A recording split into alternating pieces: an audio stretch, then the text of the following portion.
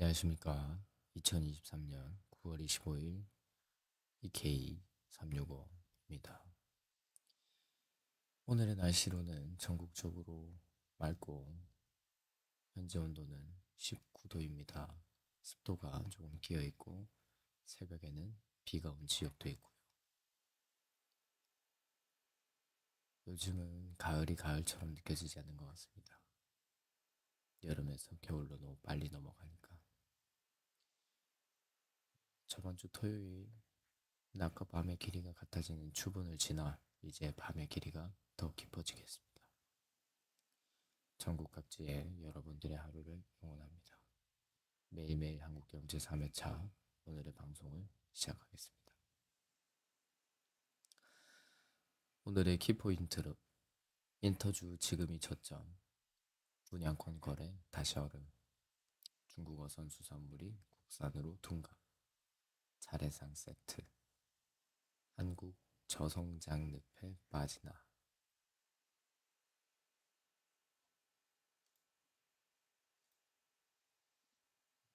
BTS 재계약 대형 호재에도 빠진 하이브, 엔터주 지금이 저점.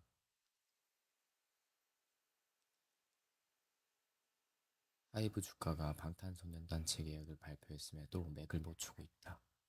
증권가에선 오는 2025년까지 완전 재활동이 예정돼 단기적인 주가 상승이 가능하다고 내다보고 있다. 한국거래소에 따르면 지난주 코스피는 전주보다 93.15포인트 하락한 2508.13으로 마감했다. 한 주 동안 개인은 1조 7,712억 원 규모 순매수한 반면 기관은 1조 1,167억 원, 외국인은 7,411억 원을 순매도하면서 지수 하락을 이끌었다.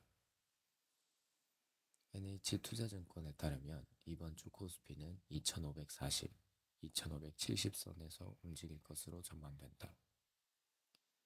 국내 증시는 추석 연휴로 9월 28일부터 10월 3일까지 휴장한다. 이번 주 가장 주목받은 종목은 하이브다. BTS 재계약으로 주가가 크게 오를 것으로 기대됐지만 오히려 빠지면서다. 주식시장이 전반적으로 침체됐고 엔터주가 동반 하락한 것도 부정적인 영향을 줬다. 하이브는 지난 22일 전날과 같은 가격인 23만 500원에 장 마감했다. 이는 3개월 전보다 23.42% 하락한 가격이다. BTS 재계약 체결 공시가 발표된 당일에도 5% 이상 빠졌다. 하이브는 지난 21일 RM, 진, 휴가, 제육, 지민, 뷔, 정국 등 BTS 멤버 7명의 전속 계약에 대한 재계약 체결 이자회 결의를 완료했다고 공시했다. 하이브는 재계약 체결을 계기로 2025년 희망하고 있는 방탄소년단의 완전체 활동을 함께 할 수 있게 됐다며 하이브와 빅히트뮤직은 방탄소년단의 위상이 더욱 강화될 수 있도록 가능한 모든 지원을 다할 것이라고 했다. 현재 군 복무 중인 멤버는 새로운 전속 계약 기간이 시작되는 2025년에는 병력 의무를 마친 상태가 된다. 그러나 재계약이라는 호재가 주가에 바로 반영되진 않았다. 증시가 전반적으로 침체된 데다 엔터주를 둘러싼 투자 심리가 부정적이어서다. 지난 21일 엔터주는 SM, JYP, FC엔터 등 동반 하락했다. 특히 YG 엔터테인먼트는 블랙핑크 멤버 리사의 재계약 불발설 등으로 13% 빠졌다. 시장에선 불확실성 해소와 동시에 이를 실적 우려로 연결지은 것으로 풀이된다. 오는 2025년부터 BTS가 완전체로 활동한다는 말은 향후 2년간 BTS 멤버들의 솔로 활동으로 공백을 메워야 한다는 의미다.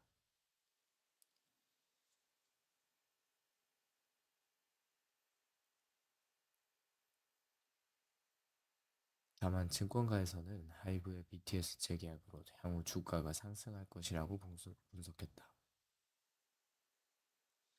BTS 완전체 활동 외에도 하이브 신인 아이돌 뉴진스, 르세라핌 등의 흥행으로 실적 성장이 지속될 것이라고 내다봤다. 김혜영 다올투자증권 연구원은 멤버들의 입대 기간 후 2025년에 BTS 완전체를 볼 수 있을 것이라며 2025년 하반기 이후 BTS 활동은 하이브 실적의 안정성을 더하는 요소로 이번 BTS 재계약으로 하이브의 미래 실적에 대한 우려가 소폭 줄어들었기 때문에 단기적인 주가 상승을 예상한다고 설명했다. 다올투자증권은 하이브 투자 의견 매수 목표 주가 34만 원을 유지했다.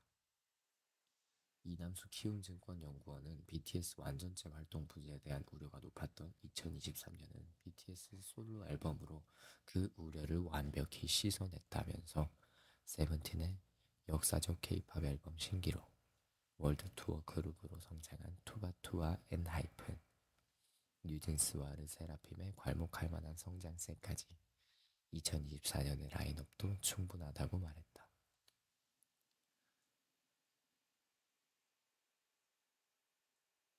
키움증권은 하이브 투자 의견 매수, 목표 주가 34만 5,500원을 유지했다.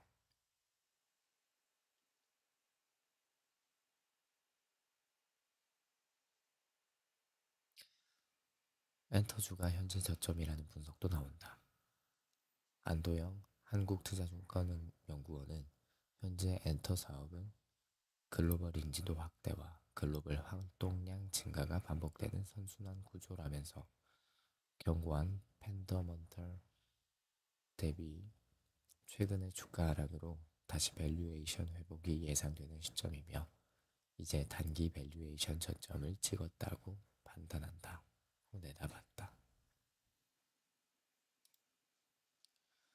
두 번째 뉴스입니다. 규제 푼다 말만 믿다가 못 빠질 판. 분양권 거래 다시 얼음.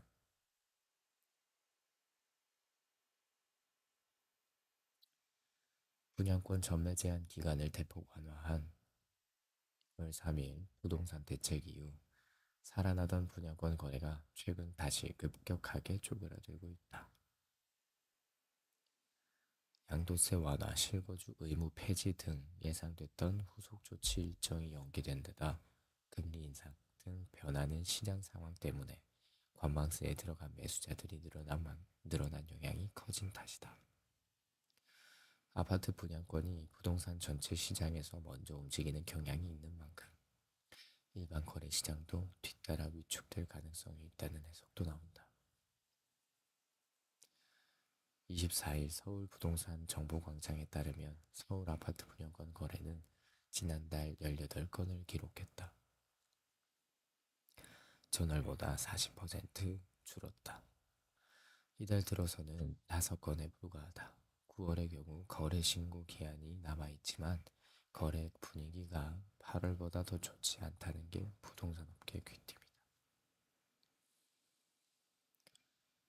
아파트 분양권 거래는 2020년 상반기 이후 씨가 말랐었다. 문재인 정부가 서울 수도권 등 웬만한 지역은 입주 이후까지 전매를 금지했기 때문이다.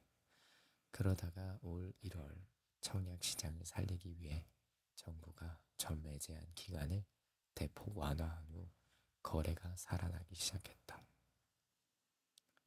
수도권의 경우 공공택지 및 규제 지역은 3년, 과밀 억제 권역은 1년, 그 외 지역은 6개월로 전매 제한 기간이 단축됐다.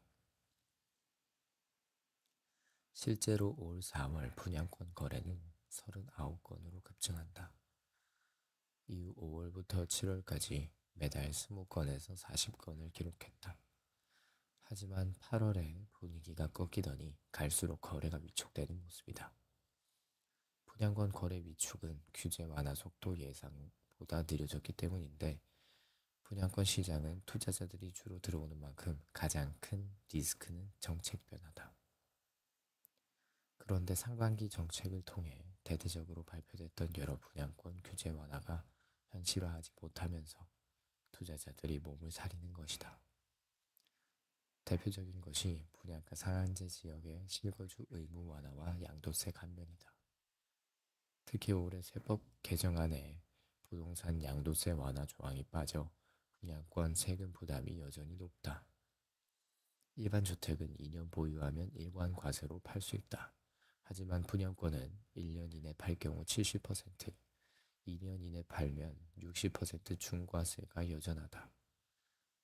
지방세까지 계산하면 수익의 최대 77%까지 세금으로 내야 한다. 분양가 상한제 주택의 실거주 의무 폐지도 8개월 넘게 국회 첫 관문도 넘지 못해 폐지가 불확실하다.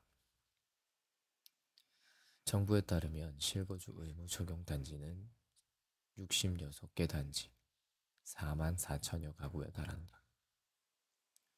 즉 실거주 목표가 아니라면 현재 분양권 투자는 위험이 꽤 크다는 뜻이다. 전문가들은 앞으로 분양권 거래가 더 줄어들 가능성도 제기한다. 부동산 가격이 오름세를 타면서 매도자와 매수자 사이 가격 괴리가 다시 커지고 있어 전반적인 거래 위축까지 이어질 수 있어서다. 실제 서울뿐 아니라 세종과 광주 등 지방 주요 대도시들도 아파트 매물이 쌓이고 있다. 실제로 아실 데이터에 따르면 서울 아파트 매물은 이번 달 7만 4,895건까지 늘었다. 올해 2월과 비교하면 29% 급증했다. 분양권과 함께 늘던 입주권 거래도 꺾이는 추세다. 올해 6월 67건까지 치솟았던 입주권 매매는 지난달 29건까지 주저앉았다. 이 같은 이유로 11월부터 서울 중화동의 리버센 SK뷰 롯데캐슬이 12월엔 둔촌동의 올림픽파크 포레온 분양권도 거래가 풀리지만 실제 거래로 이어지긴 만만치 않을 거라는 전망이 많다.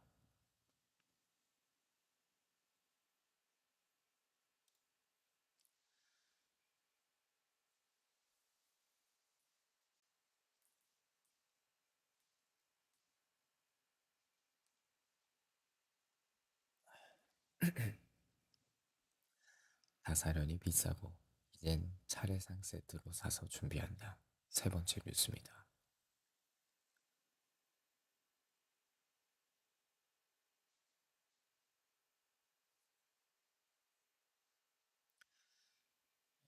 이제 며칠 앞으로 다가온 추석에 차례상은 어떻게 차려야 하나 고민되실 텐데요. 요즘 차례상 세트를 사서 쓰는 집들이 늘고 있는 추세입니다. 고물가 속에 가성비 측면에서 괜찮다는 이유에서인데 보다 실용적으로 명절을 준비하는 모습을 김혜민 기자가 취재했습니다. 기본 차례상에 낯선 음식이 올라갑니다. 경상도식 차례상에는 문어가, 전라도식에는 꼬막 숙회, 강원도식은 고구마전이 추가됩니다. 한 업체가 만든 지역별 맞춤 차례상입니다. 조사 결과 추석 차례상을 음식을 사서 쓰겠다는 응답자가 무려 80%, 온라인 주문 음식도 괜찮다는 응답이 절반을 넘었습니다. 차례상 세트는 간소하게는 20만 원 초반, 호텔 음식들은 평균 30만 원 정도입니다. 업체에서 만드는 차례상 재료의 중량과 원산지 그대로 마트에서 한번 구매해 보겠습니다. 23만 원 정도의 실속 차례상 세트를 차리기 위해서는 재료와 양념 등 30만 1,000원이 들었습니다. 필요한 양보다 더 많이 사야 하기 때문인데 정성과 손맛 말고 가성비만으로 전문업체 조건이 나쁘지 않습니다. 혼자 추석을 보내는 혼추족이 더 늘어나자 편의점은 모듬전, 도시락 등 명절 간편식을 내놨습니다. 인간 구조의 변화, 진리를 추구하는 소비 확산으로 명절은 가족이 모여 차례 음식을 만들고 나누는 날이라는 공식이 점차 깨지고 있습니다. 혼자 추석을 보내는 거주족이 더 늘어나고 있다고 합니다. 이대로라면 인구 감소와 더불어 추석이라는 명절과 설이라는 명절이 의미가 퇴색될 수 있겠습니다. 네 번째 뉴스입니다. 교역량 급감의 3고 현상마저 한국 저성장 늪에 빠지나. 굳건한 다리로 쉼없이 뛰어오던 한국 경제가 부진의 늪에 빠졌습니다. 정부는 올해 1% 초중반대로 예상되는 저성장세를 일시적인 현상이며 내년부터 반등할 것이라고 설명합니다. 하지만 겪고 있는 부진이 심상치 않습니다. 한국의 경제 성장률은 3년 연속으로 OECD 평균 하회할 위기에 처한 데 이어 7월 전체 교역량마저 빠른 속도로 위축되고 있습니다.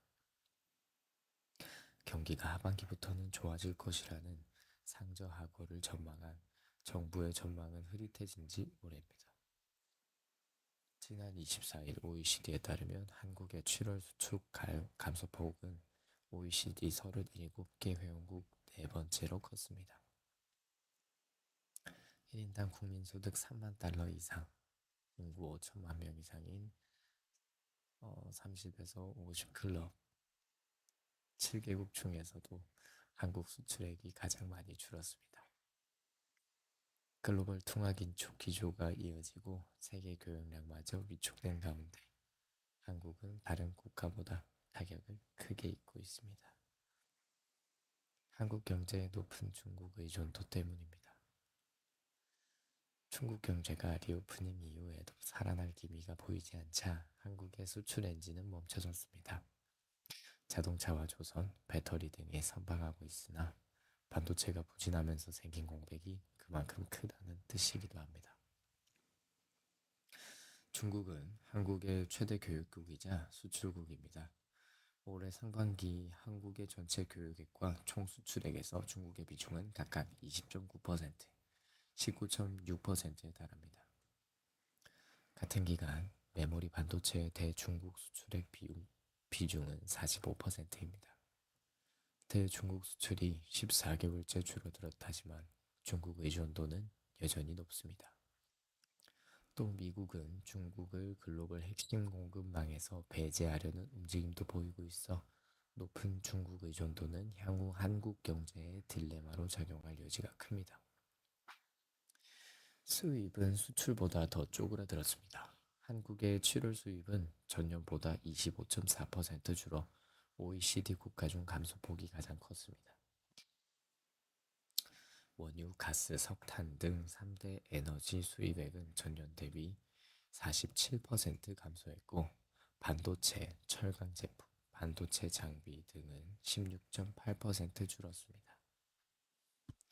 수출품 생산을 위한 원재료나 중간재 수입이 줄었다는 것은 국내 경기 및 수출 부진과 관련 있는 것으로 해석할 수 있는 대목입니다. 전 세계를 공포에 떨게 했던 3고 현상 마저 다시 찾아오고 있습니다. 원달러 환율은 달러당 1,300원 이상을 웃돌고 있고 지난주 수입 원유 가격의 기준이 되는 두바이유는 배럴당 평균 94.4달러로 집계됐습니다. 환율과 고유가는 각종 생산 비용을 늘려 물가를 자극합니다. 여기에 미 연방준비제도는 고금리 기조를 더 길게 끌고 갈 기미를 보입니다. 수출 의존적이고 통화 정책 수단이 제한적인 한국 같은 국가에게는 이 모든 것이 악재입니다. 오는 11월이면 OECD가 회원국의 경제 전망을 내놓습니다. 지난 19일 발표한 주요 20개국 중심의 중간 경제 전망에서 경기 회복세를 탄 주요국들의 성장률 전망치를 상향한 만큼 11월에 나올 OECD 평균도 6월치보다는 높아질 전망입니다. 한국 성장률은 6월과 9월 모두 1.5%였습니다. 하지만 경제 상황을 고려하면 11월 경제 전망에서 한국은 OECD 평균보다 낮은 성장률을 기록할 가능성이 큽니다. 저성장이 뉴노멀인 시대가 오는 걸까요? 3년 연속 OECD 평균 이하 성장률 기록은 1996년 12월 12일 OECD 가입 이후 처음인데 우려가 현실이 되지 않았으면 좋겠습니다. 아, 금요일에 소개드렸던 두바이유가 고유가로 소개가 되었습니다. 그리고 환율 같은 경우도 미 연방준비제도가 발표한 0.25%에서 5.5%로 금리를 동결하는 결정을 한 것이 한국에게는 굉장히 큰 악재라고 쓰여져 있는 기사인데요. 제가 전문가는 아니지만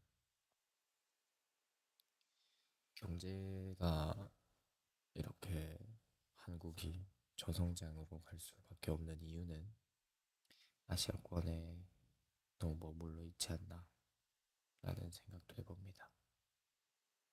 당장에 인도나 아니면 다른 나라들의 수출을 더 해야 되는 게 목표인데 중국 시장이 파이가 더 컸다는 이유만으로 그곳에만 너무 몰두하고 있지는 않았나 라고 사료됩니다.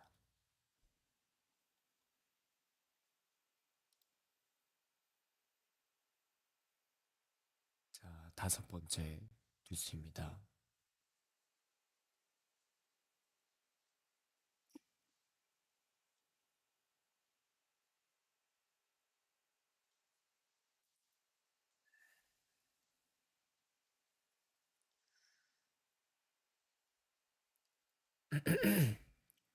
홍랑 외치던 닥터둠 이제 예금 빼서 여기 투자할 25일 오전 조선일보 머니와 조선닷컴을 통해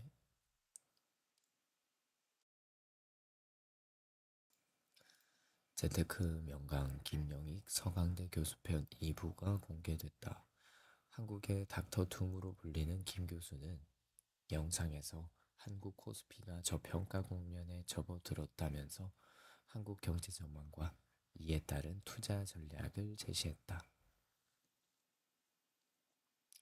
2020년 이후 코로나 팬데믹 후 증시가 급등하는 상황에서 증시 폭락론을 주장한 그는 작년 11월 본지 인터뷰에서 30년 만에 처음으로 예금에 가입했다고 언급하기도 했다. 그랬던 그가 재테크 명강에서 은행 예금보다 다른 투자처로 눈을 돌려야 할 때라며 특히 한국 국채 10년물을 주목해야 한다고 강조했다. 금리가 높을 때 채권을 사면 안정적인 이자 수익을 받을 수 있고 나중에 목돈이 필요할 때 채권을 팔면 시세 차익도 노릴 수 있다. 금리와 채권 값은 반대 방향으로 움직이기 때문이다. 금리가 떨어지면 그만큼 채권 가격은 오른다. 한국 국채 10년물은 작년 10월 국채 수익률이 4.6%까지 올랐다가 올해 초 3.2% 수준까지 떨어졌다는 점을 감안하면 이미 10% 이상 시세 차익을 누릴 수 있었던 셈이라며 금리가 최근 다시 4%까지 올랐기 때문에 지금은 채권을 투자할 시기라고 본다. 밑에 내용은 김영익 교수님의 커리어와 관련된 내용이라서 따로 읽진 않겠습니다. 채권을 투자하는 시기 맞을 수도 있지만 지금 시, 어, 뭐든지 다 올랐고 저평가된다는 위기 심리가 많이 있는 관점에서는 부동산도 생각보다 저점이지 않을까 생각해 봅니다. 물론 지방은 좀 힘들 수도 있고요. 개인적인 견해입니다. 여섯 번째 뉴스입니다.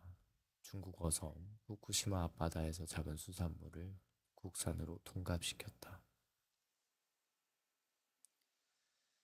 후쿠시마 제1원전 오염수 방류 이후 일본산 수산물 수입을 전면 금지한 중국이 후쿠시마 앞바다 공해상에서 자국산 어선이 잡은 수산물은 국산으로 유통시키는 것으로 나타났다. 같은 해역에서 잡은 해산물이지만 일본 어선이 잡은 수산물은 일본산으로 지정돼 중국 수출이 금지되는 반면 중국 어선이 잡은 수산물은 중국산으로 유통되고 있다고 아사히 신문이 25일 전했다.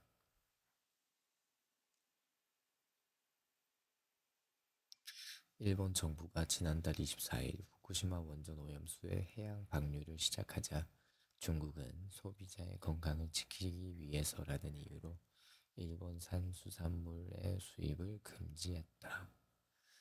아사히 신문은 선박에 탑재된 선박 자동 식별 장치의 신호로부터 해상의 위치와 조업 상황을 파악하는 글로벌 피싱 워치로 북태평양 해상의 중국 어선 활동을 조사했다. 그 결과 홋카이도 네무로시로부터 약 1000km 해상의 공해에서 중국 어선이 다수 확인됐다. 북위 40도, 동경 150도에서 170도 해역은 꽁치와 고등어, 멸치 등이 지나는 길목으로 알려져 있다. 후쿠시마 앞바다에 방류된 오염수가 태평양으로 확산되는 지점이기도 하다. 지난 8월 3일 이 해역에서는 156척의 중국 어선이 조업했다. 오염류 방류 뒤인 9월 19일 조업 어선은 162척으로 큰 변화가 없었다. 오염수 방류 이후 매일 146척에서 167척의 중국 어선들이 주변 해역에서 조업을 이어간 것으로 확인됐다. 일본 수산청도 중국 어선의 숫자를 지난해 같은 기간과 거의 같은 수준으로 파악했다. 복수의 중국 원양어업 회사 역시 아사히 신문의 취재에 대해 9월에도 주변 해역에서 꽁치 등 물고기를 잡고 있다고 밝혔다. 저장성의 원양어업 관계자는 현재로서는 꽁치의 조업에 지장을 받지 않고 있다며 오염수 방류 이후 어선이 철수했다는 얘기를 들은 적도 없다고 말했다. 사나마 야스히로 와세다대 개권준 교수는 일본산 수산물의 수입을 전면 금지하면서 이렇게 많은 중국 어선이 일본 어선과 같은 해역에서 조업하는 것은 이중 기준이라고 지적했다.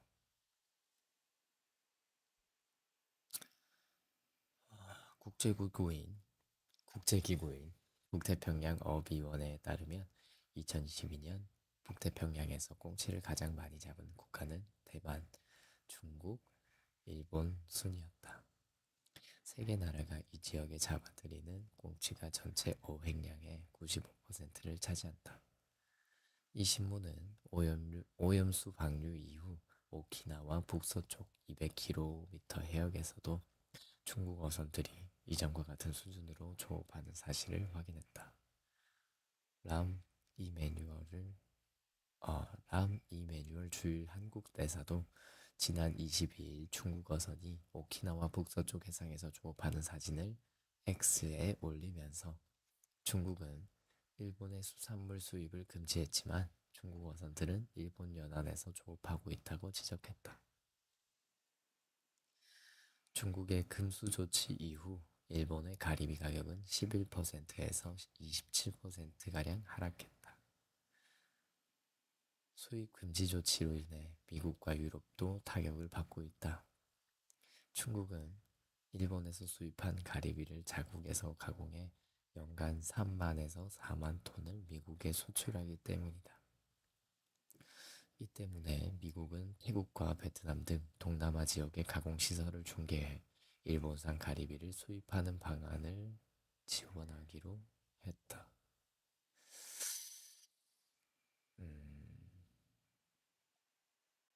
생각보다 가리비 소모가 많네요.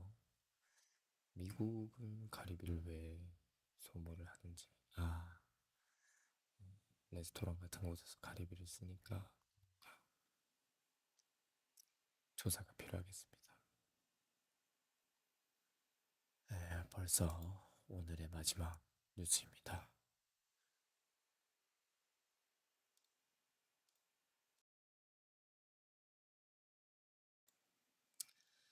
자, 더 빠르게 네카우 따라잡는 공룡 구글. 이대로면 잠식. 구글 플랫폼이 한국 시장을 잠식하는 속도가 빨라지고 있다. 네이버, 카카오의 아성은 무너지는 중이다. 산업계에선 디지털 패권 경쟁 시대에 위기 불감증이 아니냐는 우려까지 제시한다. 한국뿐 아니라 미국, 유럽에서도 구글은 독점 논란을 일으키고 있다.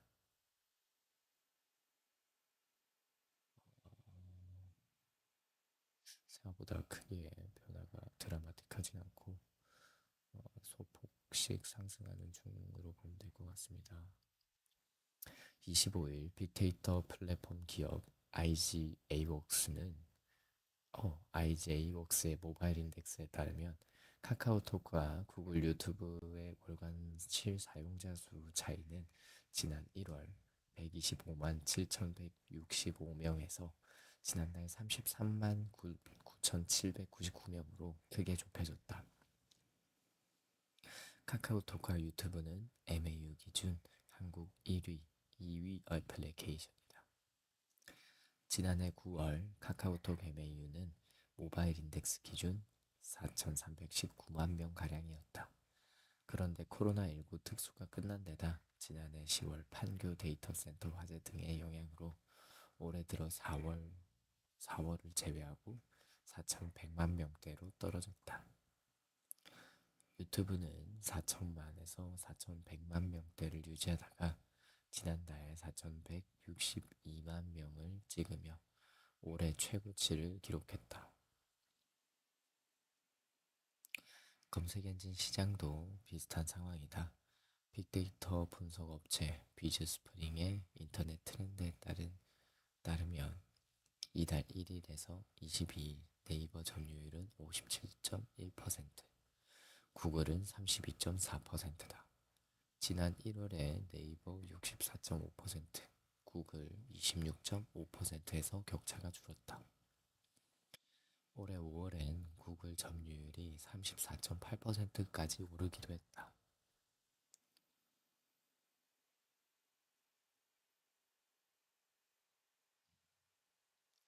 사실 한국에서 검색 엔진을 쓰기에는 네이버와 구글을 양자택일 당하는 좀 검색 엔진의 부재가 큰 것 같습니다. 다음도 그 의미가 퇴색됐고요. 위기 불감증, 차별적 규제가 문제. 업계에선 구글의 판 뒤집기는 시간 문제라고 본다. 한국인터넷기업협회는 지난달 말에 국가 경제를 위협하는 디지털 위기 불감증 보고서를 내고 디지털 패권 경쟁이 본격화되면서 플랫폼 국가 자본주의 양상이 나타난다. 그런데 최근 한국 플랫폼 시장에선 한국과 해외 기업 간 점유율 변화가 빠르게 진행되고 있다고 진단했다. 유병준 서울대 경영학과 교수는 젊은 세대가 유튜브 검색으로 넘어가 버렸다. 이대로 가면 한국 기업들은 잠식당할 수밖에 없다고 말했다. 업계는 차별적 규제를 잠식의 원인 중 하나로 지목한다. 한 플랫폼 업체 관계자는 비슷한 잘못을 해도 네이버, 카카오와 구글에 가해지는 규제나 제재 수준이 확실히 다르다고 꼬집었다. 최근 논란으로 떠오른 건 유튜브 뮤직의 끼워 팔기다. 구글은 광고 없이 영상을 보는 유튜브 프리미엄 서비스에 가입하면 유튜브 뮤직을 무료 제공하는 식으로 시장 점유율을 높였다. 끼워 팔기 논란은 2021년부터 제기됐는데 공정거래위원회는 올해 2월에서야 구글 코리아 본사를 현장 조사했다. 아직 처분 결과는 나오지 않았다. 그동안 유튜브 뮤직과 한국 1위 음원 사이트 멜론의 MAU 차이는 급속하게 줄었다. 지난해 8월에 265만 1295명이었으나 지난달에는 73만 3190명으로 좁혀졌다. 지난달 유튜브 뮤직의 MAU는 604만 명가량 전년 동기 대비 1.3배 증가했다. 유 교수는 공정위에서 구글의 불공정 행위에 과징금을 물리고 있지만 매출 대비로 미미한 수준이다. 유럽에선 조원 단위의 과징금을 부과하고 있다고 강조했다. 공정위는 지난 4월 구글의 모바일 게임사의 경쟁 앱 마켓에서 게임 출시를 막은 혐의로 과징금 421억 원을 매겼다.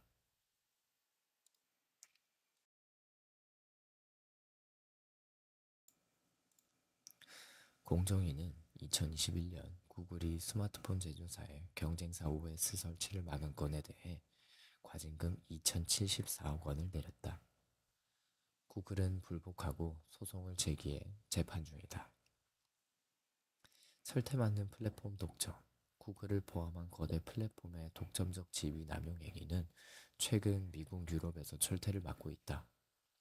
미국 법무부가 3년 전 구글을 상대로 제기한 반독점법 위반 혐의 재판은 지난 12일 시작됐다. 스마트폰 기기에서 구글 검색 엔진이 기본값으로 설정되도록 제조사와 통신사에게 매년 수십억 달러를 제공한 게 쟁점이다.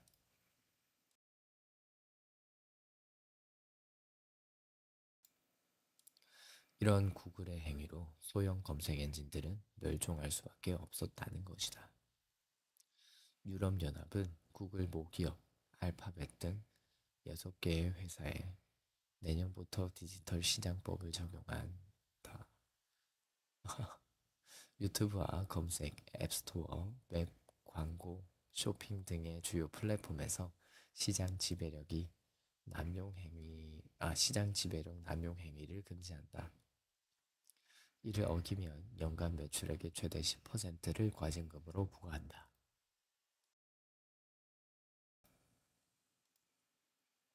반복 위반 시 최대 20%까지 오를 수도 있다. 한편 네이버와 카카오도 시장 지배력 남용에서 자유롭지 못하다. 네이버는 지난 2017년 프로축구연맹의 청탁을 받고 비판 기사를 숨긴 것으로 드러났고 2020년에 네이버 쇼핑 검색 결과에서 자사 상품이 상단에 노출되도록 알고리즘을 인위적으로 바꿔 공정위로부터 제재를 당했다. 카카오와 그 계열사는 2021년 꽃배달, 헤어숍 등의 서비스에서 플랫폼을 앞세워 골목 상권을 침해했다는 비판을 받았다. 네, 오늘의 뉴스는 여기까지고요.